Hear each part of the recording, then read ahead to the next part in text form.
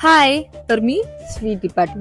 आज मी माझ्या गावातल्या लालपरीचा प्रवास करत होते आणि लालपरीचा प्रवास करता करता मला खूपच सारी पब्लिक दिसलेली होती आणि मला आठवलं, अरे मला जागा तरी भेटेल का? पण मला जागा भेटलेलीच होती. नंतर मला कंडक्टरनं तिकीट पण काढून दिलेलं होतं. तेवढ्यात थोड्याच वेळानंतर माझ्या शेजारी एक आजोबा बसले आणि आजोबाशी गप्पा गोष्टी करताना मला माझ्या आजीची आठवण आली आणि मला माझ्या आजीची नेहमीच आठवण येत राहते. त्यामुळे मला माझ्या डोळ्यातलं पाणी आलेलं होतं.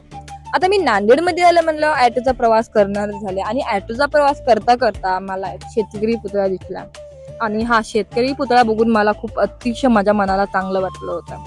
आता कॉलेजकडे जाता जाता मला हा रथ दिसला होता आणि हा रथ आला होता खुरगावाकडून आणि आता मी आले लेक्चरमध्ये आणि लेक्चरमध्ये मला असं काहीतरी बघायला भेटलं, म्हणजे मला असं जादू आलेला आहे आमच्या लेक्चरमध्ये असं फील झालं.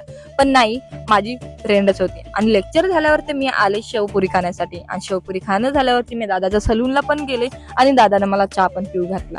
त्यानंतर मी आले शिवाजी पुतळ्याकडे आणि देवाच्या पाया पण पडले आणि मी आलो ते बॉन्ड घेण्यासाठी. आणि हे टायपिंगची मशीन बघून मला पहिल्या काळात आठवले की पहिल्या काळात ह्या टायपिंगच्या मशीनवर आपण क्लासेस करत गेलो.